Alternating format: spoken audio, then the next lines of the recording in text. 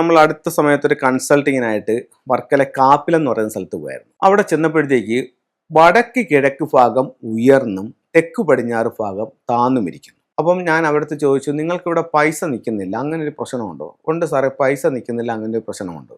അപ്പോൾ വാസ്തുപ്രകാരം നമുക്കത് എങ്ങനെയാണ് സംഭവിച്ചത്? കന്നി താന്ന് ഈശാന്യം ഉയർന്ന്. വാസ്തുവിൽ എന്താ പറയേണ്ടത്? കന്നിമൂല ഭാഗം എപ്പോഴും ഉയർന്നു നിൽക്കണം.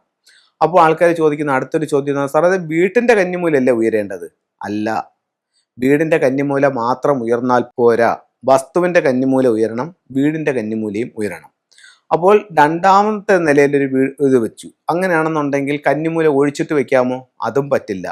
വീട് എപ്പോഴിരുന്നാലും അതിൻ്റെ തെക്ക് പടിഞ്ഞാറ് ഭാഗം ഉയർന്നുയർന്നുയർന്ന് തന്നെ വരണം. നമ്മൾ മൂന്നാമത്തെ നില പണിഞ്ഞാലും കന്നിമൂല ഒഴിച്ചിട്ട് പണിയാനായിട്ട് പാടില്ല. അപ്പോൾ കന്നിമൂല ഭൂമി ആയാലും വീടായാലും എന്ത് കെട്ടിടമായാലും കന്നിമൂല ഒഴിച്ചിട്ടിട്ട് ഒരു നിർമ്മിതിയും പാടില്ല. അത് നമ്മുടെ സമ്പത്തിനെ നഷ്ടപ്പെടുത്തും. ഇത് വളരെയധികം മനസ്സിലാക്കേണ്ട ഒരു കാര്യമാണ്. ഇനി അപ്പോൾ അങ്ങനെ ആ രീതിയിൽ അതിനെ കറക്റ്റ് ചെയ്യാം. ഇനിയിപ്പോൾ നമുക്കെന്ന് പറഞ്ഞു കഴിഞ്ഞാൽ കന്നിമൂലയിൽ ശ്രദ്ധിക്കേണ്ട കാര്യങ്ങൾ എന്താണെന്ന് ഒരുപാട് ആൾക്കാർ കമൻറ്റ് ചെയ്യുന്നുണ്ട്. അതുപോലെ തന്നെ നമ്മളുടെ അടുത്ത് ഫോൺ ചെയ്ത് ചോദിക്കുന്നുണ്ട്. അപ്പോൾ കന്നിമൂലയിൽ ഒഴിവാക്കേണ്ട പ്രധാനപ്പെട്ട ഒരു 3-4 കാര്യങ്ങൾ ഞാൻ പറയാം. ഒന്ന്, അപ്പം നിങ്ങളൊരു പുതിയ വീട് വാങ്ങിക്കാനോ ഒരു വസ്തു വാങ്ങിക്കാനോ പോവുകയാണെങ്കിലും ഇത്തരത്തിലുള്ള കാര്യങ്ങളുണ്ടെങ്കിൽ നിങ്ങൾ കഴിയുന്നത് അത് ഒഴിവാക്കുക തന്നെ വേണം. കന്നിമൂലയിൽ വർജിക്കേണ്ടതായിട്ടുള്ള അല്ലെങ്കിൽ ഒഴിവാക്കേണ്ടതായിട്ടുള്ള കാര്യങ്ങൾ എന്തൊക്കെയാണെന്നുള്ളത്. ഒന്ന്, കന്നിമൂല ഭാഗത്ത് വീട്ടിലേക്കോ വസ്തുവിലേക്കോ ഉള്ളൊരു വഴി നല്ലതല്ല. 2, കന്നിമൂല ഭാഗത്ത് ഒരു കിണറുണ്ടെങ്കിൽ അതും നല്ലതല്ല. 3, നമ്മുടെ ആ വസ്തുവിൽ കന്നിമൂല ഭാഗം വലിയൊരു കുഴിയായി താന്ന് കിടക്കുകയാണെങ്കിൽ അതും നല്ലതല്ല.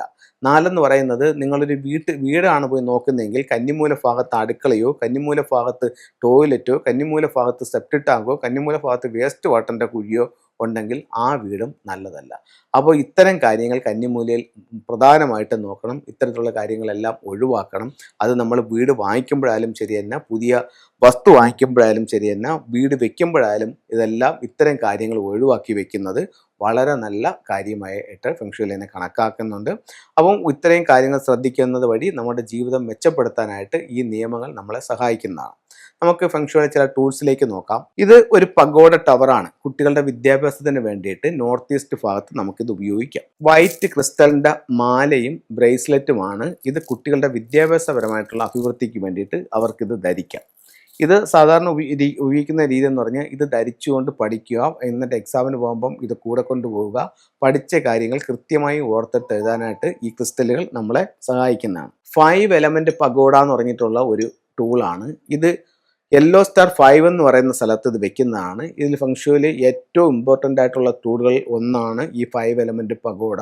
ഇത് ഓരോ വർഷവും ഇതിൻ്റെ സ്ഥാനം മാറിക്കൊണ്ടേയിരിക്കും. 2024 ഇതിൽ വെസ്റ്റിലാണെങ്കിൽ 2025 ഇതിൻ്റെ സ്ഥാനം നോർത്ത് ഈസ്റ്റിലാണ്. അങ്ങനെ ഓരോ വർഷവും 5 ഏത് ഡയറക്ഷനിൽ വരുന്നോ ആ ഡയറക്ഷനിലേക്ക് ഇത് ചേഞ്ച് ചെയ്ത് വെക്കാവുന്നതാണ്.